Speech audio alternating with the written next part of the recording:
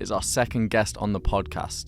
If you've heard of mix engineers in the UK, you probably know this guy. With credits like Notes, AJ Tracey and Pot of Paper, this guy is a cornerstone in the UK rap scene. Please welcome Mixed by Jocelin. So, first of all, thank you very much, Jocelin, for coming on the pod. We really, really appreciate it. We know you're very busy. We've been trying to line this up for a while, so yeah, much appreciated. Oh, you're very welcome. How you doing, bro? You all right? Yeah, good. I'm good. Sweet. Sunday morning, just chilling. I just had some freshly made cinnamon buns, so I'm all good. Very nice. Freshly lovely. made? What, yourself, or is that No. your girlfriend? You know, like them packets, you twist it and it pops open. And you just mixing and baking, you're doing it all. Oh yeah, trust me, mate. But yeah, bro, like Ben said, thank you so much for coming on the pod. We just want to delve into, like, you know the vibes of this. As nerdy as we can, we want to hear about everything, but you want to hear about your story really first. So I want to know, like, what made you realize this is the sort of line you wanted to go down? Did you always were you born with an SSL console at the side of your crib, or what did you want to do when you were younger? Not quite. I mean, when I was younger, I was always very into music, and I was very arty. You know, I've got 5 brothers. And out of all my brothers, I was, you know, always dancing and being a bit flamboyant, and, you know, and very creative anyway. Sort of like the black sheep in that way.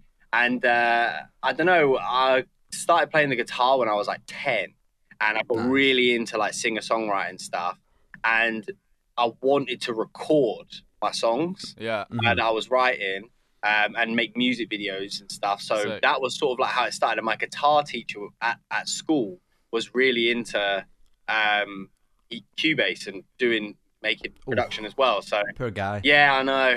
So he showed me how to use Cubase. Oh, man, I had to use that in college. I hated Cubase. I used it in college as well, but because he showed me how to do it, I had a little bit of upper hand. I got this. Do you know what I mean? Whatever. yeah. Right. But it was tough times. So he. Sorry, was that the first DAW you were introduced to? Yeah. Yeah, Cubase. Okay. Yeah. Because it was just like, to be fair, in my school, no one even really knew that we had like music tech stuff. Wow. Like, they didn't do no lessons. They didn't do anything. We had like a full studio, and it was never shown. Was this college? Yeah. No, this was at my secondary. Oh, this is high school. Wow. Oh, wow. Okay. Yeah. Cool. But I wasn't like the most behaved kid at school. Okay. So I was like, they kind of was like, oh, we'll let him go and use his stuff at lunch break if it gets him off the playground. That's it. I like that. Yeah, so I kind of got like access to it. Okay, sweet. And they were obviously, you know, trying to encourage me to do more musical things rather than fucking around. And then, so I was doing that. I was recording songs, and I was learning how to, you know, simple stuff. You wouldn't have been able to tell me what an EQ was at that time. Okay. But I could hit record and play my little guitar in and get a little vibe going. Nice. And that's sort of what started the love for it, right? Because I was, I can change all the stuff. Yeah. And then but it would have died if my dad hadn't have fucked up so much, because I was left school. Yeah. And I was like, cool. I didn't really know what to do with myself. I didn't really have many GCSEs. I didn't do very well at school. They then my mum and dad were like, you have to go secondary. You have to go sixth form. Oh, okay. I don't want to go sixth form. Right. Yeah. Plus, my school already told me I'm not allowed to go to that sixth form. Yeah. Right. So they said they didn't want me. I got to go. Yeah. Right. So I've applied for this other one, and I've put in music tech in there because I had a music tech thing, and then geography and stuff just to keep my parents happy. Yeah. My dad just being my dad, donut, love him to pieces, but he's a donut. He didn't sign any of the paperwork, right? So when I've turned up, and I was late as well because we were doing stuff, we were away. So I'm like, Dad, are you sure everything's settled? This is a new school. Like, I'm 3 days late. Like, yeah, it's fine. I've turned up 3 days late. They ain't got a clue who I am. And they're like, you don't go here. And I'm like, man. All right, cool. So like 15, 16-year-old me, I'm like, shit, I've fucked up here. Like, I ain't got nothing going on. So, and I was pretty annoyed at my dad. Yeah, I bet. Anyway, I was on a bus because I felt like, I was, you know, at that time in your life, everything's so dramatic. I was like, I'm gonna be on the streets. You know, all my friends are at school, and I'm just out here bumming around. Yeah. And I was on a bus on the way home, and I went past this college called Carshalton College. Okay. Shout out. They don't do the course anymore, but they were the ones. And I see they had a music technology course, so I'll go in there. I said, look, I'm just gonna sign up now. I just want the paperwork for next year because fucked up, but I just want to do it. I ain't listen to my dad anymore. I ain't going sixth form. He lost his opportunity to get me to go sixth form because he didn't even do his thing.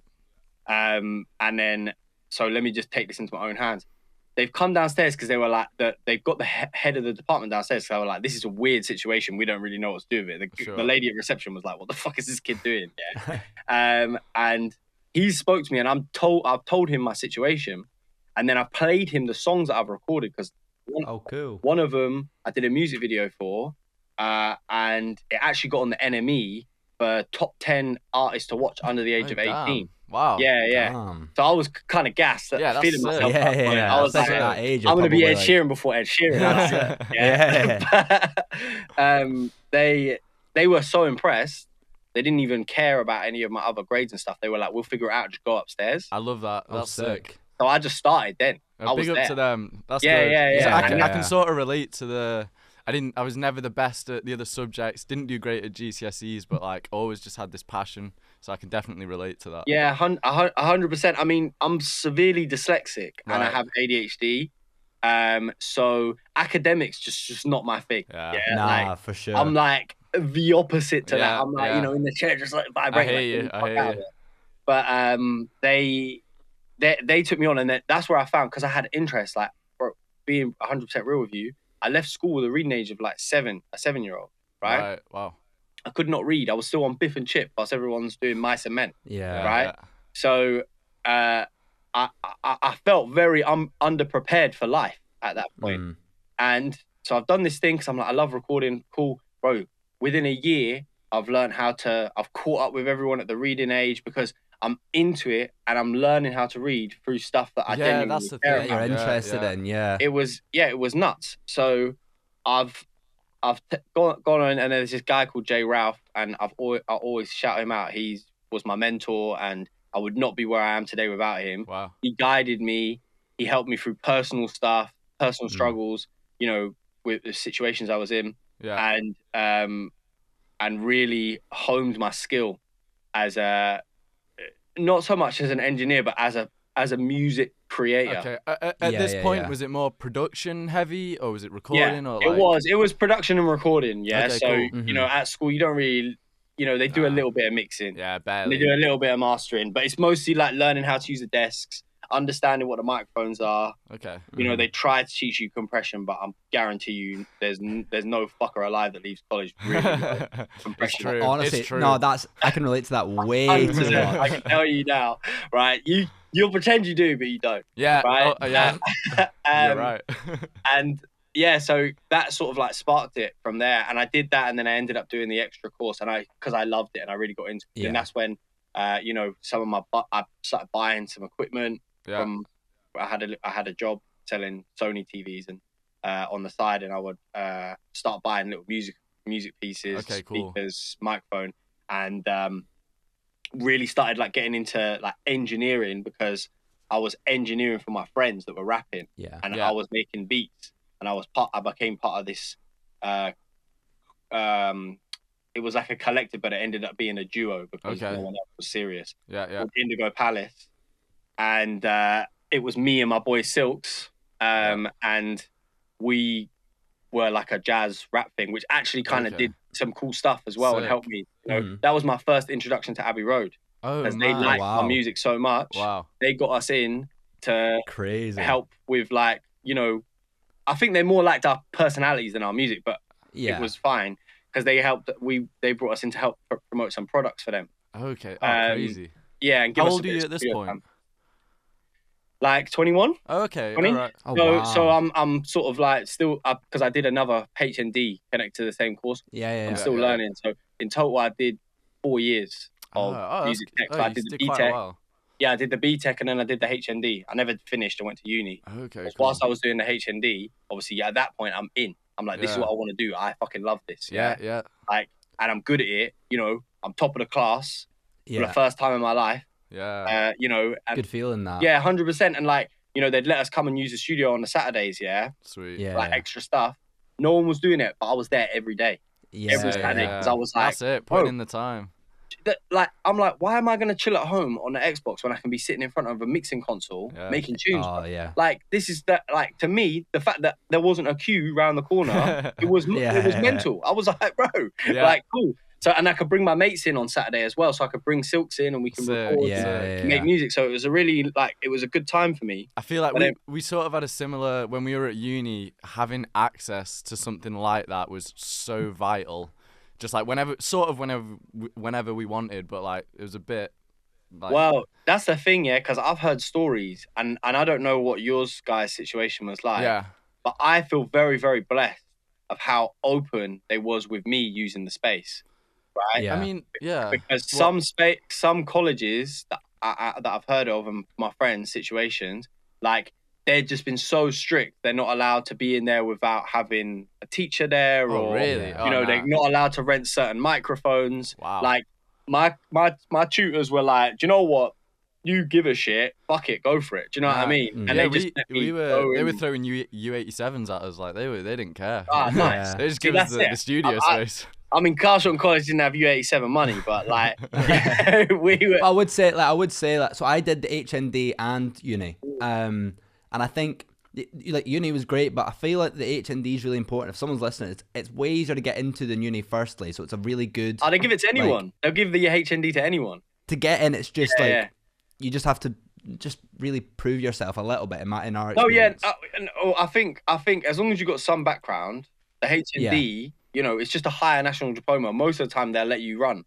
For universities, there's all these different things that you have to tick all the boxes and stuff. And it's way more expensive. And I found the HND, it was really good because it was way more like open to, because I feel like uni it's great for what it does, but it's such a strict thing that there's a right and a wrong way. And in my experience of the HND, maybe it was just my tutors or whatever, but there was, this is our right way, but if you want to try and find another way, that's also cool too. That's a big issue with, that's it. So like, that's the right way, that's the right approach. Yeah. And, I used to be a little bit sort of careful in the way I spoke about this stuff because I didn't want to upset people, but now I'm very blunt. I genuinely think most of the education system, especially when it comes to university and teaching music technology, I think a lot of it's flawed. Like, I totally agree. I've approached certain people, I won't say names, but I've approached certain industries and universities and colleges and stuff and said, look, like, I think that you guys are missing a big trick when it comes to especially teaching mixing. Right? Yeah. And that you need a better, more fully fledged, more relatable course. This is the thing. I mean, we had... It was good, like it touched on, we did a bit of mastering, a bit of mixing, a bit of that, but like it wasn't enough to really understand fully. It was just like, it was like learning a language. Here's how to pass an exam. Like, you don't really get. Yeah, well, I'll say this. This might sound a bit mad, and I'll probably end up upsetting say people, it. But like, those that can't do, teach, right? So. I agree. Right, and I'm not and please, because some of my tutors are fully rate, and Andy was one of my tutors. Now he is a fucking crazy mix engineer. So I won't. So it's not a blanket thing. Yeah, it's not. The problem is, these guys are in these positions because they're not, getting a lot of work in. So it's catch-22. Yeah, it's true. Like, the guys that are going to be teaching aren't ever going to be the best mix engineers to teach you. Because the best mix engineers to teach you are booked out. There are mixing. Yeah. That's why you got mixed with the masters. Great platform. Yeah, I mean, I think that could be better as well. But the thing is, that's part of the issue. So they don't feel confident in themselves enough to really teach you. Like me, if I'm doing my course or whatever, I'm mixing records that actually people are enjoying and loving. So I don't feel any kind of way about saying, boom, this is how I think you should do it. And explaining it. Right. And that's the sort of like the feedback that I've had when doing it. So that's, and I where I've had all this feedback, because I've had most of the time, the guys that jump on my one-to-one that I do, they are like they finished uni and they feel like they still need a little extra science. So they do my course. Yeah. And most of the feedback I get is like, mate, you compression, for instance, you explain compression to me in 30 minutes what my university couldn't do in 3 years. Yeah. Right. and it's like, I don't know where they're going wrong with that, right? So for me, that's why I was sort of trying to approach them and be like, look, I could build this course or whatever, but because their whole thing is all set up, they're like, no, you've got to have this, this, and this. And I'm like, all right, cool. Well, you're letting down everyone else because they're not leaving with the right level of education. Because I personally think people could get much further. Yeah, I agree. You don't leave with all the tools and knowledge you need. Definitely not. I was going to say, especially more so than that side of stuff, the business mentality, and it was actually a question I wanted to ask you, is like getting clients and getting work is just something that is not touched on, and it's like it's probably the hardest thing to do is build a client base and build a portfolio, and it's just not really but they'll never be able to do that. Well, they'll never be able to do that because they don't have a client base. That's why I would love to ask, because I think a lot of people listening can relate to, like, when I was listening to podcasts and all this sort of stuff, it's like, yeah, but how do I get clients? How, like, where's the door? Where do I open it? So, like, how did you sort of create that path for yourself and build a career out of it? I mean, so there's a few things there, and this is something that I've touched on quite a bit. But there's a few situations, right? Sure. So I would say one of the main reasons for my success is my ignorance of myself, right? So like my blind confidence, should I say? Yeah. So I 110%. This is I'll happily say this now because I've got my accolade, so I don't need to hide behind anything. For sure. But I've fucking lied my way in. Like I bullshitted.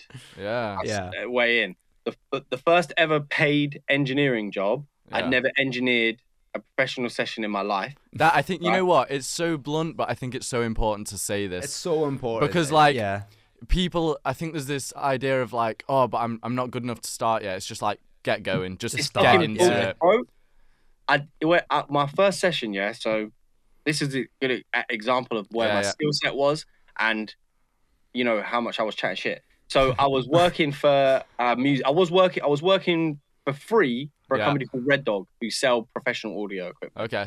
So I was in there, and I was in this fucking box room, no windows, just packaging up orders. But every order, I'm looking at it, I'm studying it. So, like this microphone's a ribbon microphone, compression. This is whilst I was at college as well. They built a studio for Relentless Energy Drink. I don't know if you remember. Which was in central London. And then they were like, it's for like rappers and stuff. So, and they said, can you come down and test the studio for a day? So they're like, right, Joss, here's something fun for you to do. You like rap, bring your mate and go and have a session in there. So I'm like, let's go. Free session. So I'm in there all day making tunes. Obviously the lady behind reception, her name was Jill, or is Jill, sorry. She was like, she come up when I was leaving. I was like, studio's running, sounds great. I've just recorded my song, sounds good. And she was like, are you an engineer? No, but I said yes, right? So I'm like, of course, full confidence. Even my mates there looking at me like, what? Like, and she's like, what's your day rate? I said, £100 a day. Yeah, cool, right? Good day rate, that. And which maybe was too cheap, but £100 a day. Yeah, so and then so I'm like, cool. She took my number, didn't think anything of it, and 2 weeks later, she phones me. She's like, can I book you for 2 weeks straight? 14 days on the trot, like back to back. Yeah, I'm like, shit, let's go. I wasn't making any money. Right? Lot of dough, and I was like, yes, I'll do it. I was a bit nervous and I definitely didn't feel ready and I was overwhelmed, but I'm just an idiot, so I just go, yes. But you know what? I think that's so important, and like the fact that you are so nervous and like not ready, it shows the care that you have for it, and I feel like you have to throw yourself into these situations and you've got to be like shit scared. If you're not, you probably won't do a good job. And here's the thing, obviously the money, because I was like, £1,400. Yeah, that's well good. I would have done that for free though. And I would have done that again, right? Because I was just yes to everything. I just want to do music. Yeah. Because my dad, he has this glass factory, Okay. And in the back of my head, he was constantly chasing me, like when you fuck up the music thing, this is you, mate. You're in you're in the factory with me. Yeah, so I was having to train pressure as well. Yeah. Yeah, I was having to train as a glass cutter and a glazer at the same time. Yeah, so I was fitting and doing windows and making double glazed units. Fucking boring, right? But that was like a fear for me. So that was always chasing me. Like, you know, I'm very blessed that I had that backup. For sure. Yeah, some people don't have that, right? But I didn't want to do it so much. It became a driving force for me. I was gonna say, do you think it's like important having something to be pushing you like that, like keep you grounded and keep you and keep you like being like, I don't want this. I don't want that. Yeah, experience that because I don't want that. Yeah, go and work in McDonald's or whatever it needs to be. Well, me and Dan can relate to this. Our previous jobs is like, it's just kept us like going. Like, it's just hungry. That, right? Yeah, it's like I don't want to be doing this. Yeah, and if you do that and it's still not enough, right? There's no hope for you. I'm sorry, just being 100% real. If that isn't enough of a driving force for wanting to succeed further, you don't have what it takes to do this. Yeah, right? That's just being 100% real. That's fair. So this has then happened. Yeah, I've got this opportunity. I'm like, fucking hell, I'm shitting myself. The day before, I was like, I called her up and I was like, yo, just making sure, we still good for tomorrow? What time do you want me there? By the way, who is it? And she's like, oh, it's Getz, Kano, and Daneo is your first session. We're recording the no way project. That's crazy. I said, no way. What? I'm like, oh, okay. Yeah. I'm on my phone. Yeah, I'm a huge grime fan. Yeah, my brother brought me up on grime and dubstep. Yeah. Oh man, I was like, dude, this is unfucking real. Yeah. So, and at that point, I had a fight with myself. I bet I'd have a panic attack. I was like, I don't know if I can do this. For real.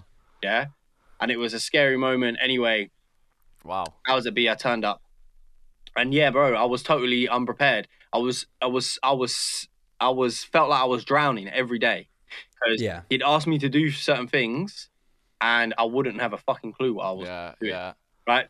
Make my vocals sound sharper. I don't really know how to do that. Yeah. Luckily, there was a couple of guys there that sort of knew this guy's a dickhead. Yeah, he doesn't really know what he's doing, and he'd tap me and be like, "10K on the EQ, bro."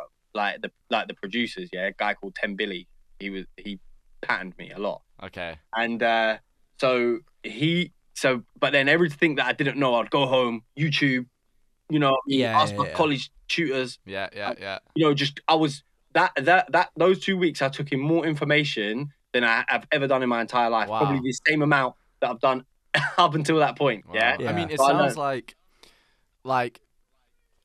just doing it, even though you didn't have the tools to do it, was so important. It was important, yeah, because and the worst thing is, well, the worst case that could have happened was they would have looked at me and gone, "Yeah, this guy's a dickhead, fuck him off." Yeah. I would have learned a lot from that, right? Yeah, I had a session the other week, and I was saying to Dan, like, it's not a session I was comfortable with, and I've not done a lot of it before. And I had, like, all week I was just like, I've not got the tools for this. Like, how's this going to go? And it's just like, you've just, like, trying to talk yourself out of it. But you're like, regardless of the outcome, doing it is the best thing. 110%. And I still do this today. Yeah. I still take on way more than what I think I can. Yeah. So, like, you mentioned before we started filming about that plaque, yeah? The platinum plaque. That was the first record I ever mastered. Wow, I'd never mastered a record before. Damn. Right? I will see at this point. This? What's that? Does he know this? He does now. But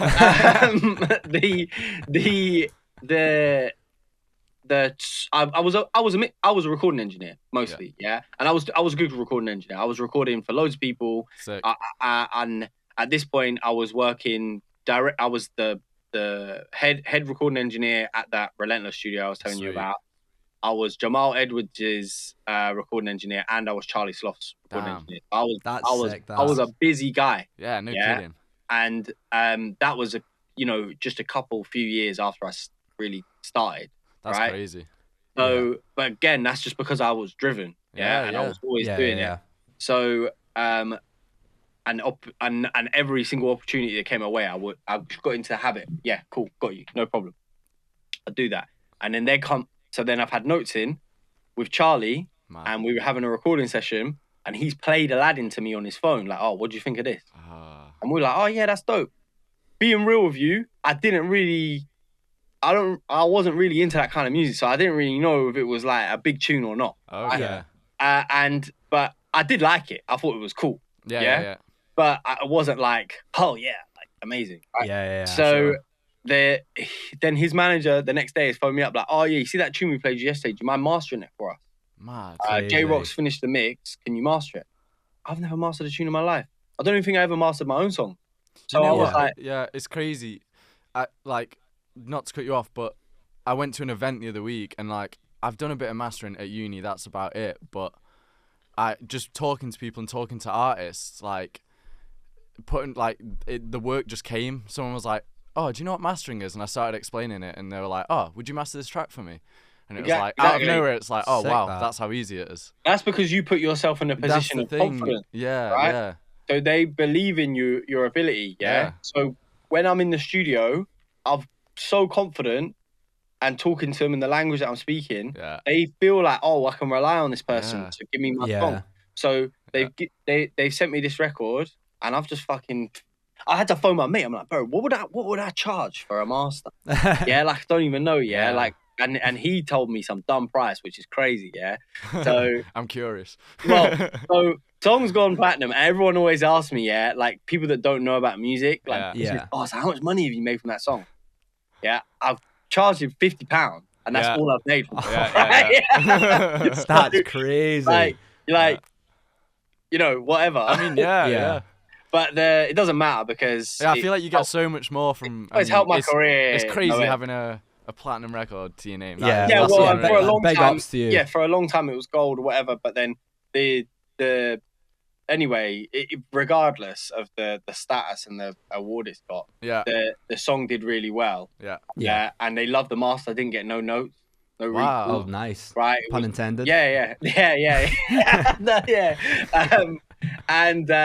So it was great, and the song sort of like succeeded. So back to your original question, in terms of like getting clients and stuff like that, for me it's just about being present and just saying yes and just being in the right rooms. That's so important. Well, yes, because but then people always say, oh, how'd you get in the right rooms? Yeah, there's always ways of being in the rooms. There's so many little pockets of things that you go to, like I don't know if you know about Cube in London. No, we don't really know London all that much, but London's a great place if you've not been there.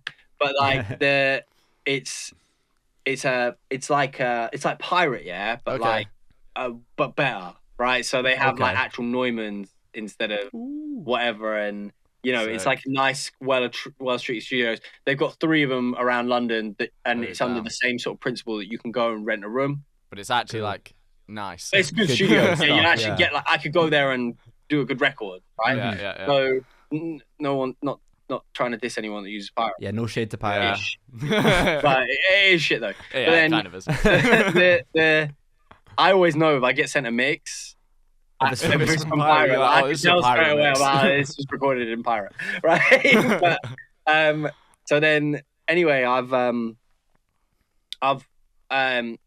these spots, they do like parties and stuff and like little meetups, and there's loads of things like that. As long as you got your ear to the ground, and Abbey Road, they even do like people that's like, oh, I've never been to Abbey Road, I love to go to Abbey Road. Like every year they do a thing called Amplify. Like, go and get a ticket and go to Amplify. I'm making a note of that. Actually, I've not heard of that. Me too.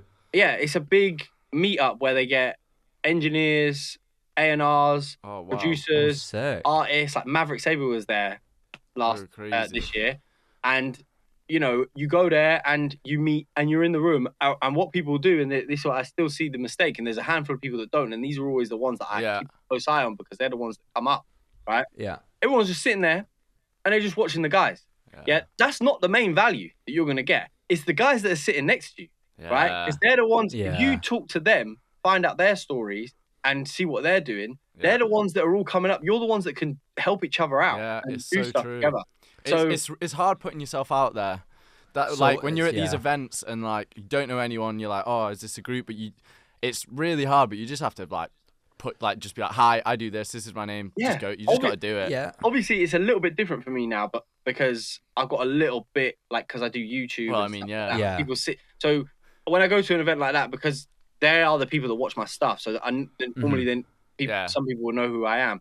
Like, but I still get loads of people come up to me and be like, "Oh, bro, like, it's so nice to meet you. Actually, I've got this project. Like, would you do this?" Do you know what I'm saying? Because they're just in your face when before they might not have even messaged you about it. Yeah. So that's it. I think it's great, and you know, guys that I said, the ones that are like looking at and having the opportunity, like this guy came up to me and was like, "Oh, bro, I'm a big fan of your videos. Like, you've really helped me out like a lot. Can I play some of my mixes?"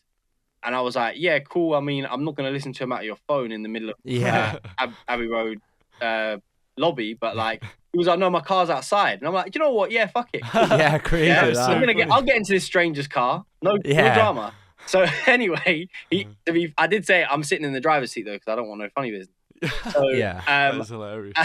But he played me his stuff, and I was like, "Bro, it's actually really sick." So now I'm like trying to figure out a way of like getting his beats to the right people, and you never know, something might happen from that.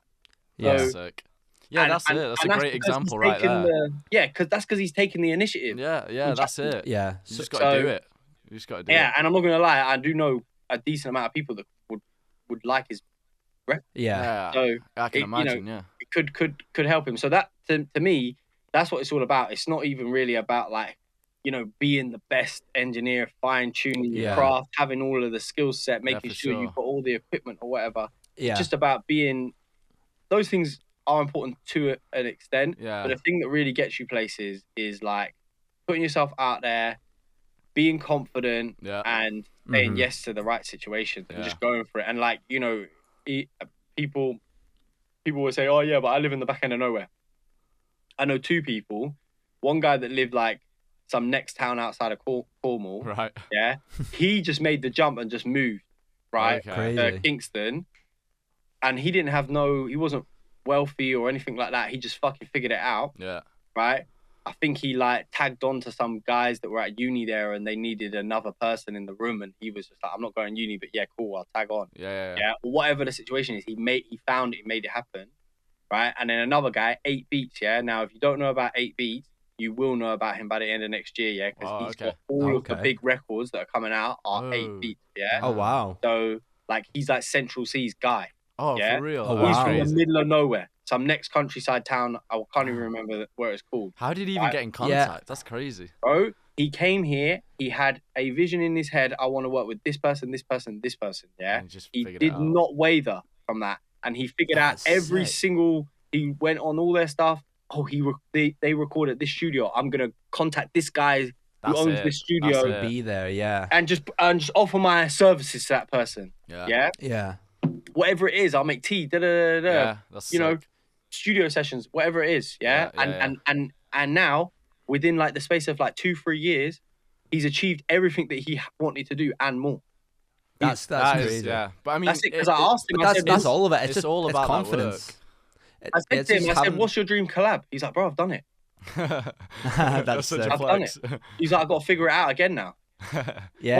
All over again. I think that gets lost a little bit. Is being a producer, a mixing engineer, a master engineer, people think, oh, if you're a master engineer, you go in the studio and make it loud. But you've got to do all these things on the side. It's a jack of all trades job, really, isn't it? You have to be able to market yourself. It's a full marketing job, really. You've got to be able to market yourself. You've got to be able to understand how to brand yourself. And create what, and this is most important, a brand with high integrity. Yeah. So a brand that, on the surface of things, looks trustworthy, and then when they dive in deeper, they realize that you are that brand. Right? That is you, right? Because I like to think, and I put a lot of time and effort into, like, when people see my videos or whatever, or they get a mix from me, and my communication level, like when they meet me in person, I am the same person. I think that's super important. It is really important. We do the videos you don't as well, have to fake it. We're trying to build that same sort of thing. Exactly. We're like, 100%. It's gonna work. And I see that. That's why I like that's why I like the show, and why I was like, cool. Like, these guys are good. They're gonna do their thing, and it's important. Do you know what I mean? Yeah, I think it is pushing that forward. Definitely. And as well, to make sure like you're just as dedicated to it as you possibly can be. So like, if you've got those 3 things, a good brand, marketing head, and you know, keeping a good integrity level, and you're dedicated, the people that are doing their thing and can give you a leg up, they'll see that as all of the right things because they relate to that. It's so true. then they're like, cool, let's get this guy up. Do you know what I mean? Yeah. Yeah. We're seeing it happen in real time. I mean, slowly but surely we're getting there, you know. This is evidence of it. Yeah. But I really want to ask you as well, though, because I feel like it's such a common thing, and it's kind of well talked about now, which is good. But you're talking about when you were getting up there, you felt like you didn't know enough to be where you were. There's probably that imposter syndrome thing creeping in, and you were so busy. Because that's all you ever wanted, were you just fine with that, or did you struggle like behind the scenes? Do you know what? So I don't think this is one of the one things when I speak to a lot of people, I see a big difference in myself. Okay. Yeah. Right.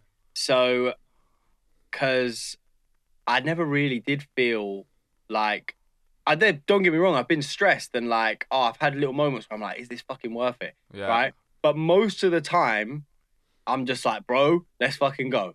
Yeah. Bang, bang, bang, bang, boom, boom, whatever it needs. Yeah. And but the only time that I did reevaluate it, and like, because you know, when I was in my 20s, I was doing like 3 sessions a day. I would be, and I was gone, you know, all day, all night. Yeah. And I'd get home most nights at like, you know, 2, 3 in the morning. Jeez, man. Yeah, that's a lot. Yeah, heavy that. But I was fine with that.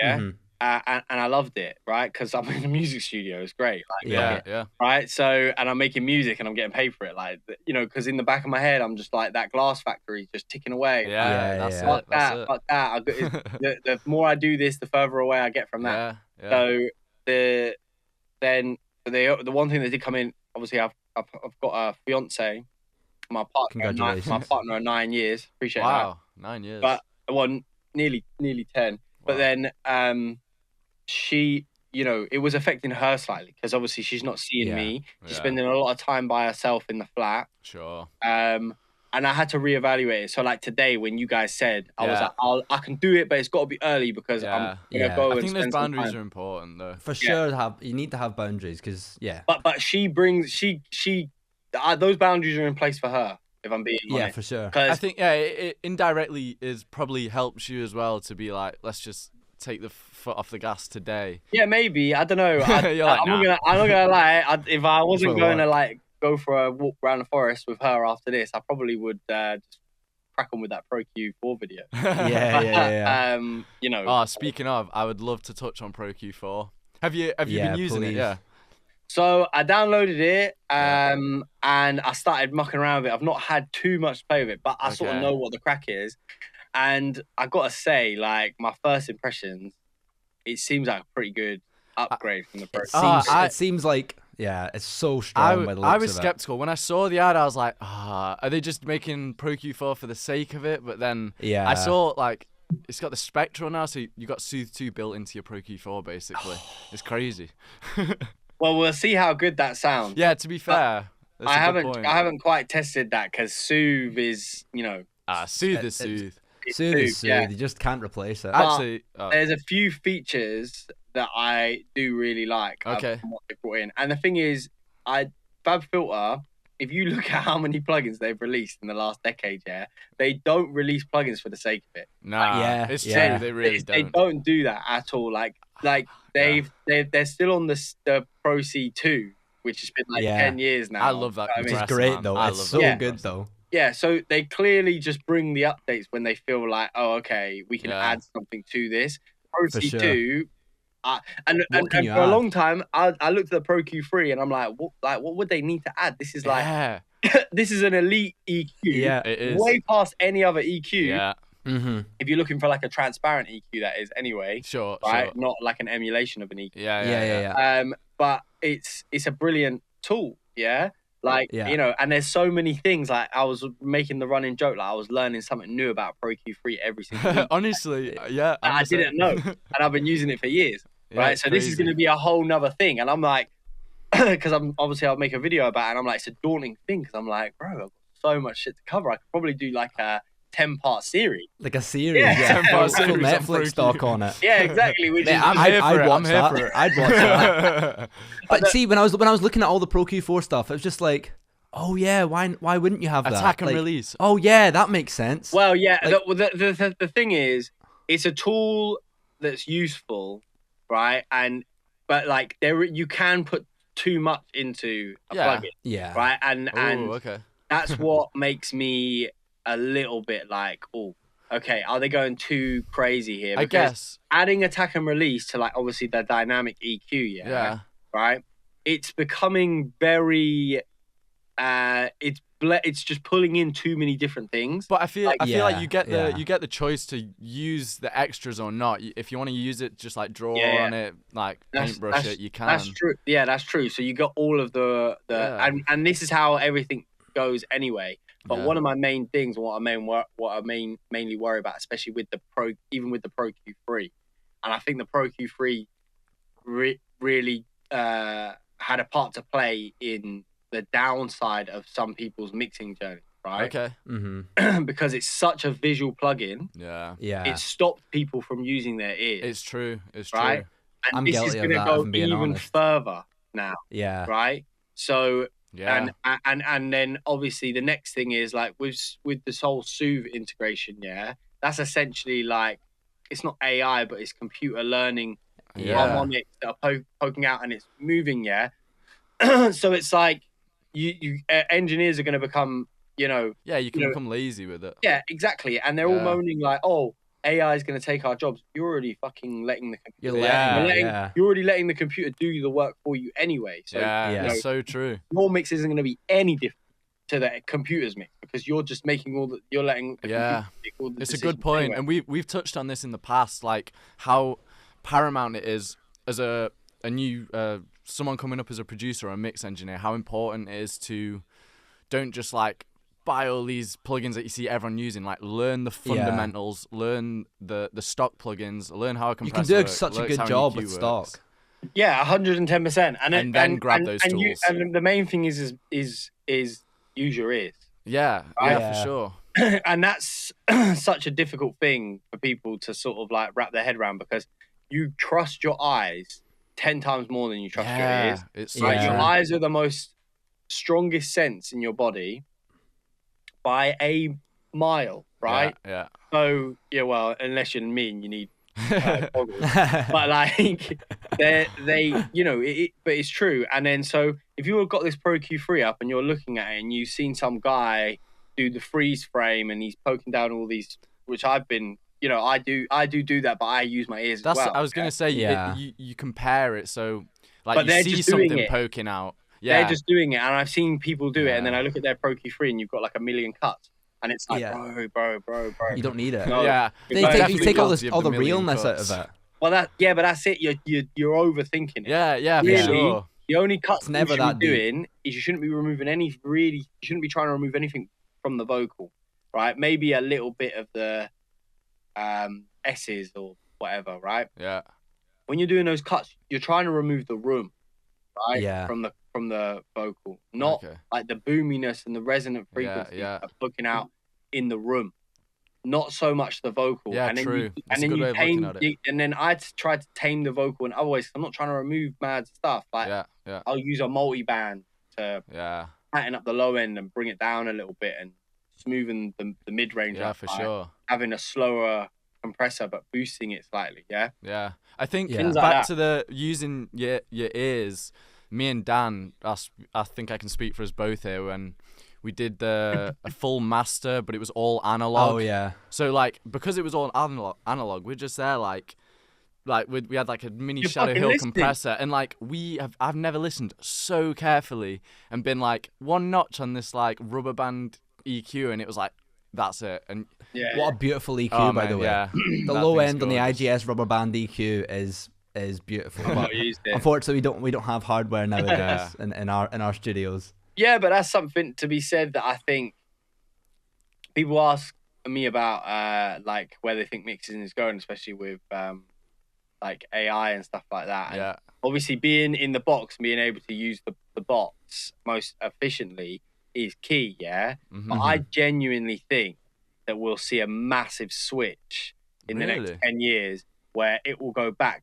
Because the computer will be able to do everything in the box. Yeah, true. Right? the AI will be able to do that. And then, so the service that we can offer is what they can't do. Yeah, it's like what we've got. Yeah, okay, I hear that. So, right, so a different type of sound and and a different feeling and a different approach. Yeah. So I think the future of the engineer, like the successful engineers, is really gonna rely on hybrid. And if you look at the super successful engineers today, they all have already adopted that system. What's his name? So Baines uses a lot of outboard.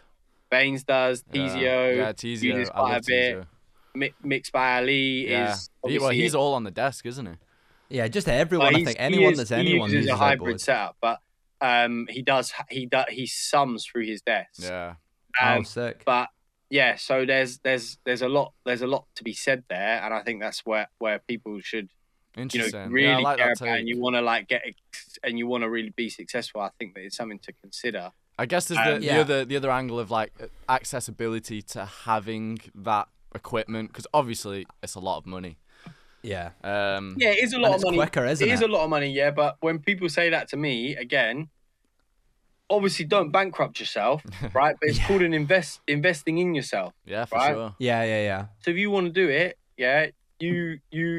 when you've got this mix job come in and you're like, oh sweet mate, I've got 500 quid here.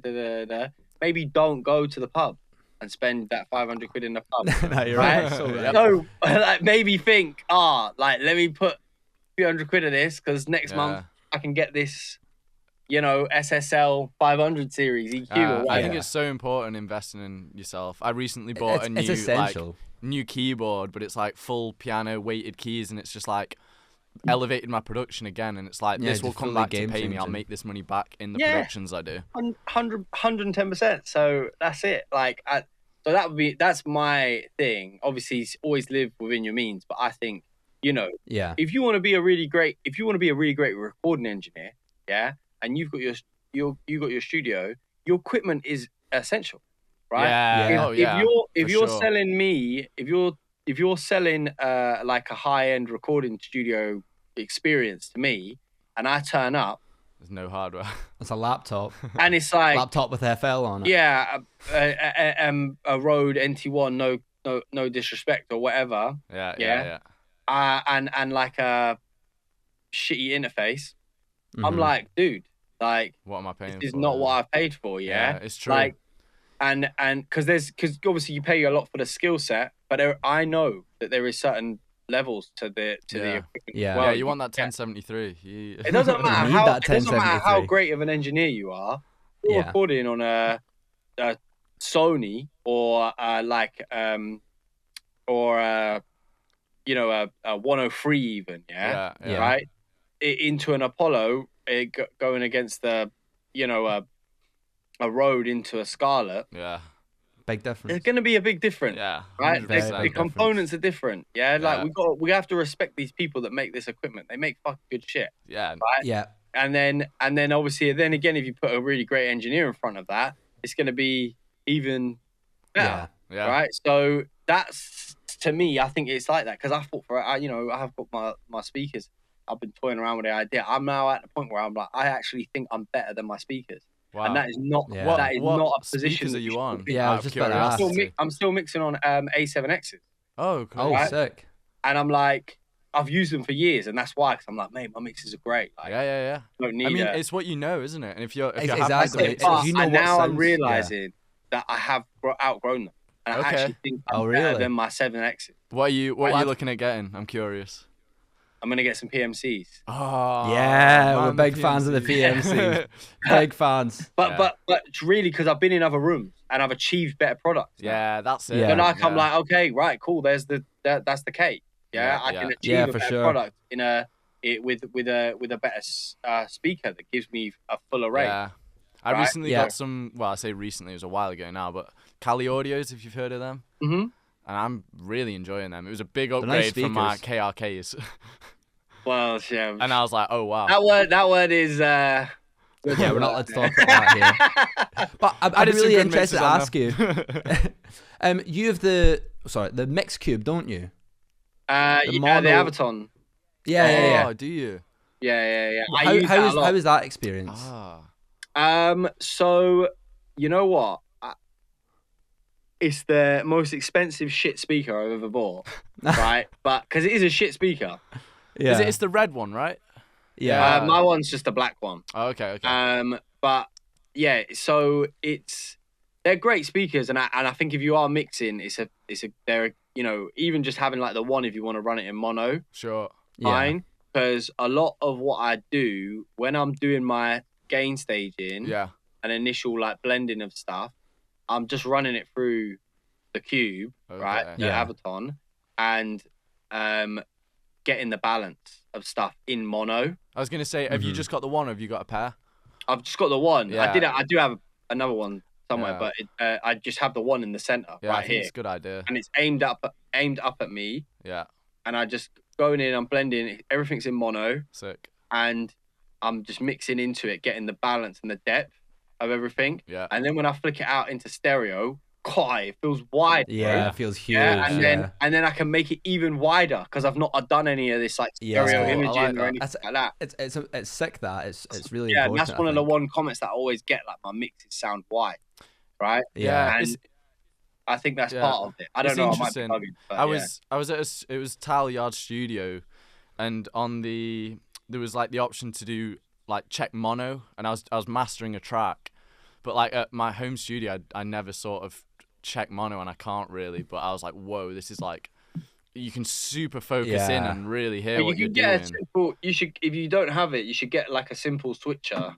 Yeah, that's what it was. It was a switcher, and I was like, whoa. Yeah, that will allow you to mono out. And so then good. My switcher has like 3 different speaker outs, so I can just easily just go ping ping ping all around the stuff, and then it has 4 headphones because I've got cool different like cans and stuff that I Which like, one is it? I'm curious. Use.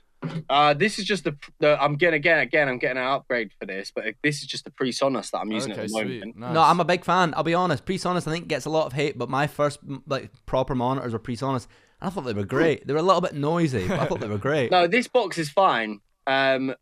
It's fairly clean, but I am gonna get an upgrade with it. But yeah, for me, for the purpose that I use it, that means that I don't run my main monitors out of it because I don't want the interference. Yeah.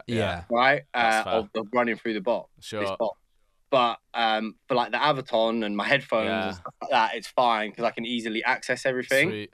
And like dim and stuff like that, because occasionally I do recording sessions, and it allows me, and it has a 3 main sources. So if my buddy comes, I can connect him to ST2, and we can switch between the whole rig, that's nice. with a button. Oh, sick. So he doesn't have to, keep like plugging shit in and stuff like that and whatever. Like, or even like connect to anything. You can just have access to my speakers. But I'd be interested to know. I've got a question for you. That your laptop's fine, everything's good, but your studio's on fire. You can grab one piece of hardware, one outboard, mic, headphones, interface. Out of your studio, what one piece of hardware are you taking? It doesn't get used, but I'm gonna grab my because it's just sentimental. My Mackie 32A mixed. Oh yeah, because that was the console that was in my college, and it was the console that I mixed my first ever record on. Wow, and I got it. I love that. It's not plugged in. It's literally sitting. That's sick. That's a good answer. I'd struggle because it's fucking massive, and I'll probably end up dying in the fire. You probably burn with it. Yeah, you trip over. It's the thought. But it's I'd the give thought it a good go. Because I wouldn't ever get rid of that. To be fair, probably that. Everything else, I don't really actually give a shit about. I'm not gonna lie. Like as I said, the speakers, they're going. See you later. Yeah.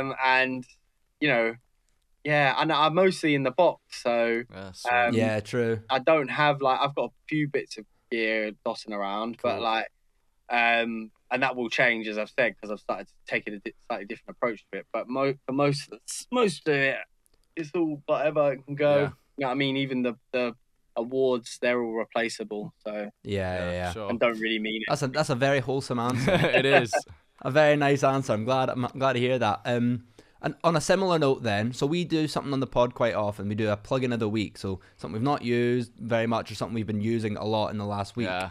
but because it's such a special occasion, I'd like to know your plug-in of all time. We could do Why? a Mount Because Rushmore you know I if would you really say want, but I want one. Oh, you go. Well, what's the answer? Well, no, it's not plug-in. That's not plug-in of all time. Okay, good. Because that came out like a day ago. Yeah. I've not really used it. Plug-in of all time. Yeah, maybe. Yeah, top 3 if you can't decide. I do a top 3. Okay, let's hear it. Top 3. So definitely Black Box Ooh. is in there. I Big fucking shout love out. Black Box. Black Box is so good. Amazing. Probably Gold Clip now especially because it's got Big gold, up Schwab. Yeah, it's got gold track now, and it's like, Oh, What's that? oh, I've not seen look, that. check out my latest YouTube video. Okay, we definitely will. yeah, exactly. You know what? it's I've cool. seen It's like Gold Clip, but it's like a stripped back version of the main Gold Clip. Oh. that's so it's like the knock clipper, just like you just get the clipper sort of thing. Yeah, I mean, you get most of what's in the clip, the clipper. Okay. Like it still has like the gold dial and stuff like that, but Oh, sick. it's just like way less CPU intensive. Oh. Yeah, it's doesn't one that have I all need the to fancy try crap. out, and I've just got the knock clipper, which I'm in love with, but I always hear about this plugin as being I'm not gonna the lie, best. shout out Decap, yeah, because I fucking love Decap. But if I was to put Yeah. them This is Schwab what I've and Decap heard. in a ring, yeah, I'm not gonna lie, my money's on Schwab, bro. Like the gold clip is hard, man. This is what I've heard. Yeah, This is what I've heard. It looks and sounds amazing, doesn't it? Bro, he's stoked. Shout I'm out getting to it. I'm getting it. and he's a G, right? He's a nice guy as well. So Yeah. but the fact that he made this secondary plugin, like, bro, again, no shade, but when that other version of Not got released, you had to buy that, Yeah. right? Yeah. Schwab gave this to everyone for free. Oh, If you own Gold Clip, he was like, here, have that, that's nice. right? That's nice. For But free. I love a company that cares, I though. love that. Bro, you get updates and stuff. You don't get an entirely separate usable Yeah. plugin. Yeah, you know Yeah, what? that's That's a nice. free amazing. update. That doesn't happen. That's a plugin for the people. That's what Yeah, I'm saying. yeah. So he has to be on the list for me, because just Okay. on the basis of that, and obviously just how great it is. Yeah, So I sweet. put the main one on my master bus, I get like easily 2 dB without even trying. Wow, really? Yeah. Extra volume, yeah. Oh, that's sick. And then on that with the track, like, little things that I've been doing, getting my 808, removing some of the lows, just working on the high end and clipping the shit out of it and Are running it you in are you parallel. sort of running that? I was gonna say parallel.